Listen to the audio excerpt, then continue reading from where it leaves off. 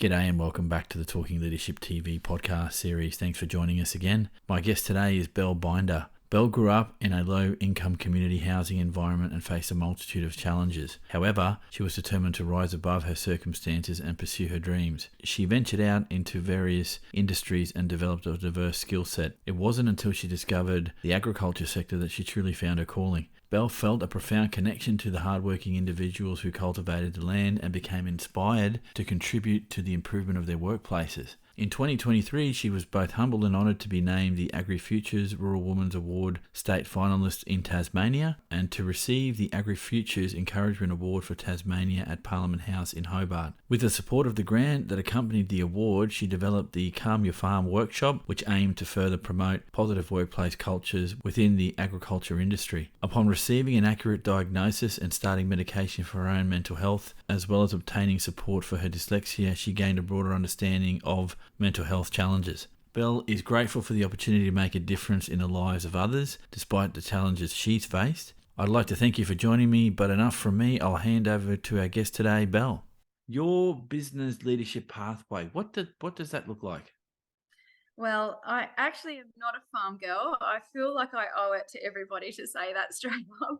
So 3 years ago, me and my husband were actually looking for businesses that were for sale that were in distressed, and we have our own individual sets of skills that we could bring to the table to make them successful again and then resell them. So that was our headspace roughly 3 years ago. And we came across a labour hire company in farming. It was run by an old retiring couple.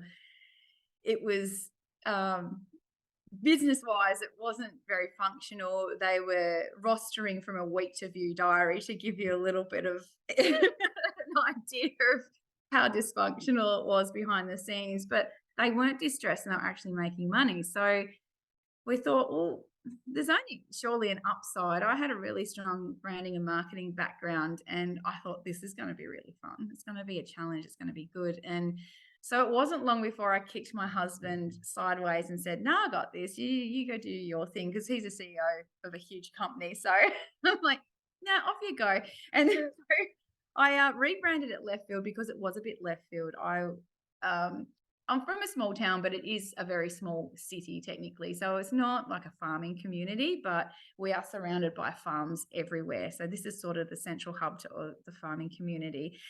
And so I thought, yeah, I've got this. I'll kick him off. I'll go. I'll call it Left Field because this is a completely different direction that I was going. I'm not from a farming background, so it's just completely random. So that's why Left Field to begin with. I decided pretty quickly that I actually loved it. I loved the industry. I respected the people in the industry. They were genuine hard workers that went out and just fought hard for what they wanted. They were resilient, and I really respect those values in people. And it was just that's the farming community, and I don't want out.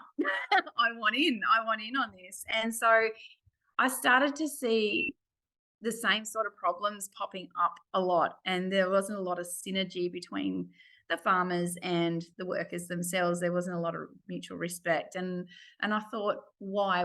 I'm pulling this apart and questioning everything, and most of the time people, oh, well, that's just what it is, and you can't do anything about it. And I would say, well, why can't we do anything about it? Why can't things be done differently? Why isn't there a selection criteria when we're looking at workers? Why is it that if you've got a heartbeat, you start tomorrow? Why do we do that? Oh, we need the workers. We can't be fussy. Oh, you try and find someone that's not like that, blah, blah, blah, blah, blah. Part of that response talks about you wanting to start something different, and instead of finding a business that you could do up and then sell away, you bought into a going concern that was profitable, and you think you could take somewhere. You thought you could take somewhere, sorry. And you also mentioned culture, which is what we're going to talk about a little bit as well in this discussion. But before going on to that, and I'm interested to find out this in particular, where you are in your business and leadership journey. How do you define leadership, mate? For me, and there is a quote, and I won't quote it because it's quite long, and Brene Brown actually brought it back to life. Who is it? The Roosevelt, I think it's, yeah, that's where it comes from. But essentially, what they talk about is an arena. A leader stands in the middle of the arena. Everybody else is on the outside cheering or booing or throwing things. And so for me, a leader is the person standing in the arena, willing to be hit and still standing there and still going strong. So for me, to be a leader, you need to be willing to stand right in the middle of the arena, not stand on the sidelines, and stand for what you believe in, if that's what you're going for, stand for the goal you're trying to achieve. And I think that's a personal thing. Everybody's got their own motivation, but whatever your motivation is, you stand there and you don't get knocked down, and you stand there strong, and you find other people who come stand in the arena with you. That makes a lot of sense, and it's I don't necessarily view that as an isolating thing. I think when you decide to No. take the step to be the person who's going to call ultimately the shots at the end, by that I mean decision making, then yeah, it's got to be you on your lonesome, and that has its benefits and its cons, I guess. I want to explore this a little bit more if we can. I don't know if this is the right term, and you can correct me if it's not, but it sounds like you, in some ways, tried to disrupt the way you recruited people and the way you engage with the workforce that you wanted to engage with. And I heard the word "why" a lot of times at the start of this discussion, and it's not a bad question to ask, but in asking that question, did you dig up some things that you found good, bad, and ugly, or was it a complete new area for you to learn in? Like, what did that look like for you, Belle? It it ruffled feathers, I can tell you that. To the point where I think some people were getting angry with me. They did. So I even people that were applying for farm work when I was initially doing this, in the early stages 3 years ago, it was basically, "How dare you? Oh, it's just a farm job." I would literally have people apply, go, "It's just a farm job. Why do I have to do X, Y, Z?" So it wasn't long before I got a name for myself, but I actually, that motivated me more. It's like, well, that's the sort of person I absolutely don't want in my culture. This is great. This is working perfect because it's weeding all those people out. And the more questions I ask, the more it annoys those people, and it's doing my job. It's not wasting my time. This is fabulous. I did find that there are a lot of Centrelink box tickers applying for farm work, and so that was the first thing I did. How can I make it so annoying for those people that they can't be bothered applying for a job at left field? So that's actually where it stemmed from. How do I get rid of these tie kickers so they're not wasting my time? Yeah, sure. That's understandable, given you want to make a success of what it is that you're doing, and not wasting your time or potentially wasting their time, because you're not Hmm. there to fulfill some other role other than to provide a decent place to work. I really want to unpack this a bit more if we could. Now, Hmm. when you talk about culture, and there's a lot of literature around what good culture looks like, what bad culture smells like, and sort of everything in between, do you think when you started the business that you started, that you wanted to create a culture that was more reflective of you at its core, or did you try and adapt the culture that was there? Because you said there was some pushback, and I'm not going to ask you who pushed back, because that's not the tenor of the podcast, and this is about you. So I want to pick your brains if I can. Was it a shift to a new culture in your mind? Was it an adapting of what was there, or was it something else? To begin with, I had to make myself run the business as is for a year. I made that deal with myself. I made that promise because I'm a fast mover. I literally do things yesterday. I haven't met anyone except my husband that can keep up with me, which is a good thing in business. It means I'm at the front foot usually. But I promised myself, do not, as much as you're going to be so tempted, I know you're going to, you can build it up in the background, ready to go, boom, once that year's up, but you cannot make it look or feel any different for anyone for a year. That included workers, clients, and all employees in the business. So I promised that I wouldn't change it what that gave me was insight on the reality of where things were at. So that kind of gave me a starting point of understanding the industry. I knew nothing about the industry, so that was another strategy around keeping it like that for a year. It was also around the clients and the employees building that trust with me that I'm not coming in like a wrecking ball and going, wee, because I would have. And that would have been too scary. I probably would have lost clients because it's too different. So I stayed like that for a year. Great advantage of that, like I said, was to understand the dynamics. And what I noticed was I wasn't being respected. And this is going to sound sexist, but I think it was because I was a girl and I thought that I might have to prove myself. I look much younger than I am. I'm 42 next month, and I know I don't look it. So I probably from the outside look like some young girl that doesn't know what she's doing and she'll fail. So I felt like I had to, yeah, I probably felt like I had something to prove in the early days. I'll admit that. And I think people were surprised because I am, would say I'm a very strong personality and I can stand on my own 2 feet and I have a very strong sense of right and wrong, understanding that there's grey areas. But if I feel like something's not right, I will do what it takes to make it right. And that I was happening with the people that I had bought alongside the business. So I would say, if I'm really honest, maybe 2/3 to 3/4 of the employees are people I wouldn't employ today. And I knew in my heart that this isn't what I want. And I need to start getting rid of the really poisonous ones, otherwise it's going to go down real quick. So there were some key people that within the week they were gone. And then it just snowballed from there. I started to see the effects, cause and effect of certain personalities, certain decisions people made. I made decisions to get rid of clients that weren't aligning with my values, or I wasn't getting the respect that I was giving them. Respect's really important to me. I think that's extremely important in culture. It's extremely important in your client relationships as well. It goes both ways. So yeah, it was a very big cleanup phase in the first year. That was the only thing that people could see that was changing was I've decided that that's not something I want while I'm leading it. And after that year, then I could go gangbusters. I put in systems.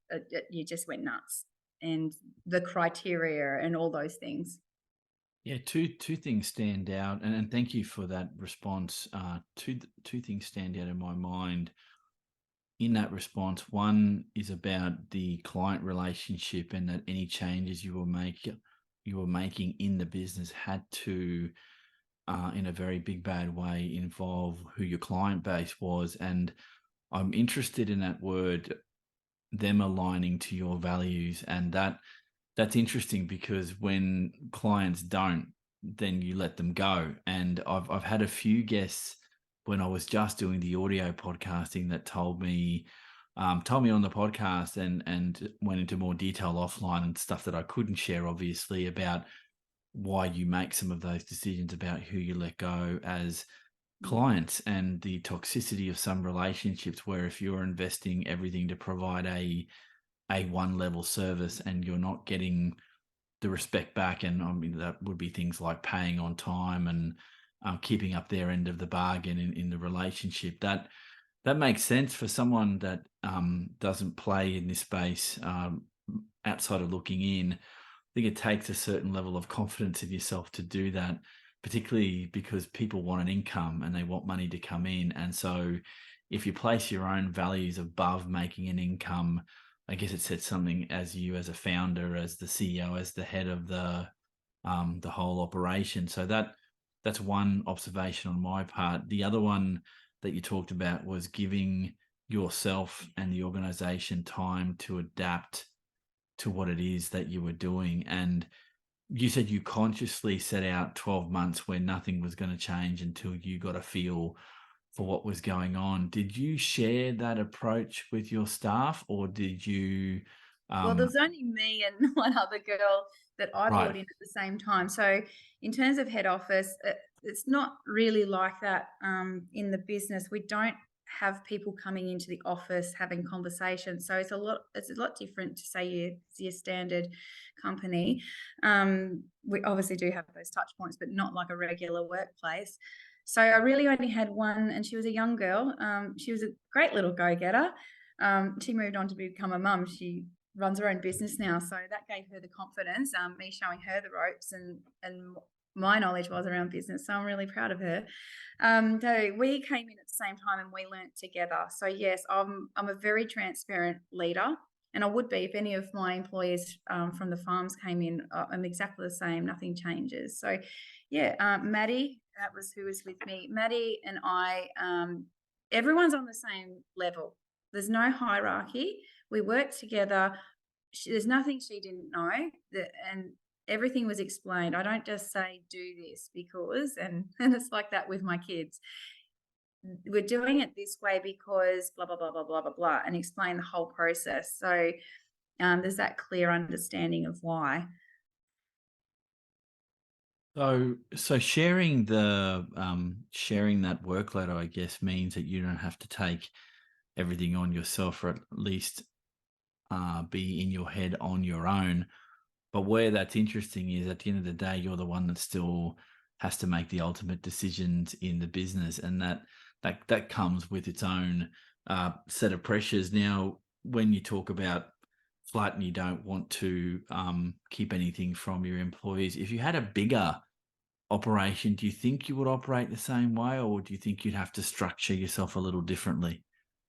Oh, I don't think you'd have those touch points. And say if you had your upper management and your middle management and your people on the ground, you'd probably be dealing directly with your upper management because they then have their team under them. But with those direct managers, then yes, absolutely. I think it's really important to have that transparency. I don't think you should be hiding anything because the more they understand, the more they can see the big picture on anything that's going on in the business, and the more they can contribute. They might have a different viewpoint on it. They're working with different people in their position. They've got a different personality, different perspective, all of those things. And that would be a real shame to waste another perspective in a room if you're not sharing it. And you can't build trust if you don't have transparency. How are they going to trust me, or how are they going to feel that I've got their back if I'm not being upfront and honest and transparent with them? I mean, my poor mother always used to say I'm a bit too honest and I don't have to say everything that's in my head. But I am a very open book. I'm transparent. I say it how it is, and I try to be really nice about it. But sometimes it's a little bit raw, I guess. But yeah, I don't think I could live any other way, and I think it has its benefits. Some people, some leaders I notice are too scared to be that transparent. I'm just not, and if that scares people, then they're probably not aligning with how I lead, and it's probably best that they go and go with another company that leads differently. And yeah, that's how I always operate and how I always plan to operate. I couldn't imagine doing it any other way. Yeah, it sounds like it. I want to ask because you've given some hints to the next area that I want to talk about, if we can, is about leader capability. So you talked about honesty, transparency. What other capabilities for you in your travels as you've morphed into the leader that you are, and the founder that you are? What are the key leader capabilities from your perspective, mate? Well, it's definitely that trusting that they know I've got their back and that they've got mine. I did an interview earlier this morning for, I think will be a new team member because our values align, and that's the greatest foundation of all. You can teach the rest. Um, I said there's no bitchiness in our company. We're very transparent. If there's an issue, we discuss it and we come to a resolution.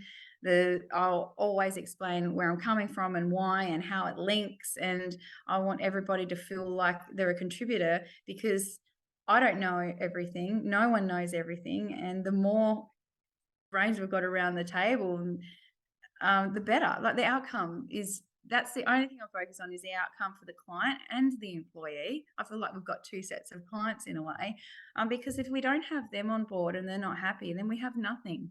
I don't care about KPIs. I have no KPIs. I don't have a sales team. They don't exist. I have a team that goes and looks after our clients and see how we can help. That's it.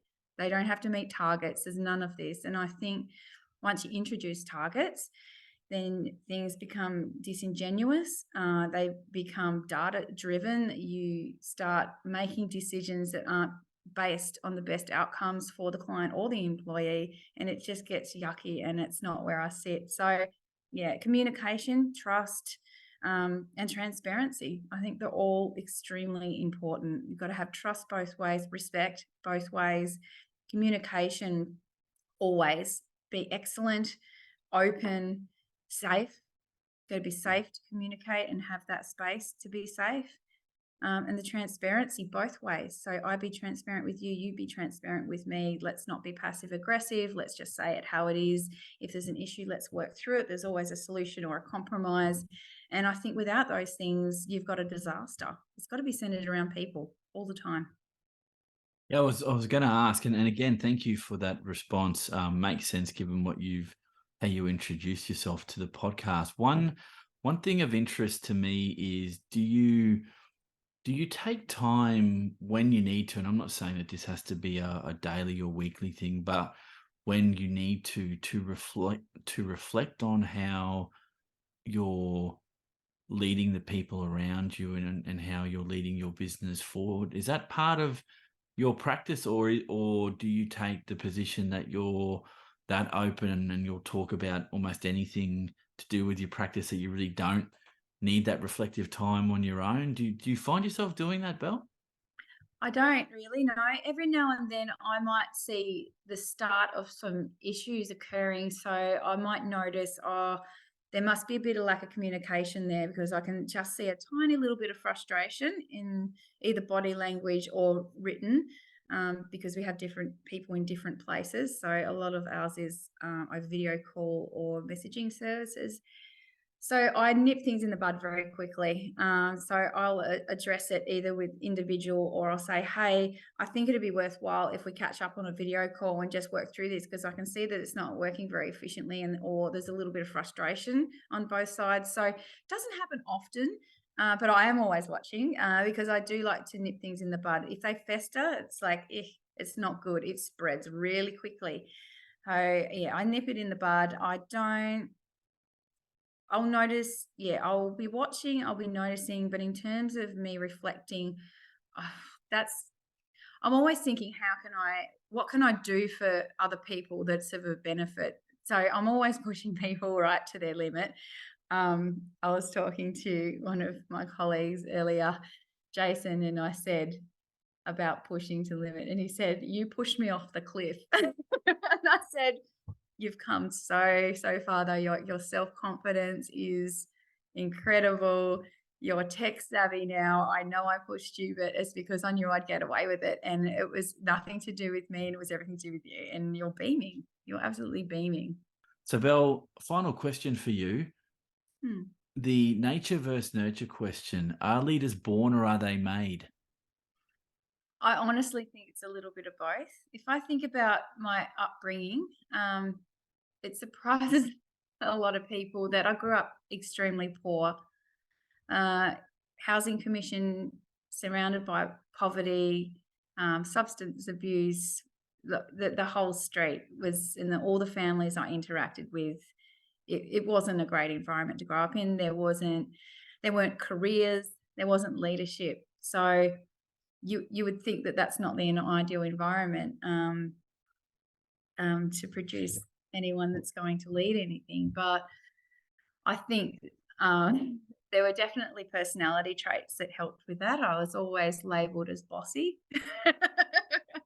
um, saying what I thought. So that's probably helped me be a strong female leader. It's also given me some other labels along the way, but it's a little bit, I think, more difficult when you're a female with those traits. They're sort of admired when you're a male, but when you're a female, you get sort of labeled probably negatively, but I couldn't help myself. My poor mother tried. She's very introverted and conservative, and here I was extroverted, saying whatever came out of my mouth without thinking. So if it didn't work for her, was probably a pretty strong trait. So I do think that has helped. I did take on leadership roles in high school. That is because I was the nerd that nobody liked. Nobody believes that either. But in the 90s, in the early 90s and mid 90s, computers weren't a thing. There was a computer lab and it had maybe 10 computers in it for the whole school. I was one of about 6 that knew how to hack the computers to jump on Telnet onto a chat line to talk to people on the other side of the world. And I used to hack the catalog computers out when the computer lab was shut, and I'd be there before school, recess, lunchtime, and after school because I didn't want to go outside and be on my own.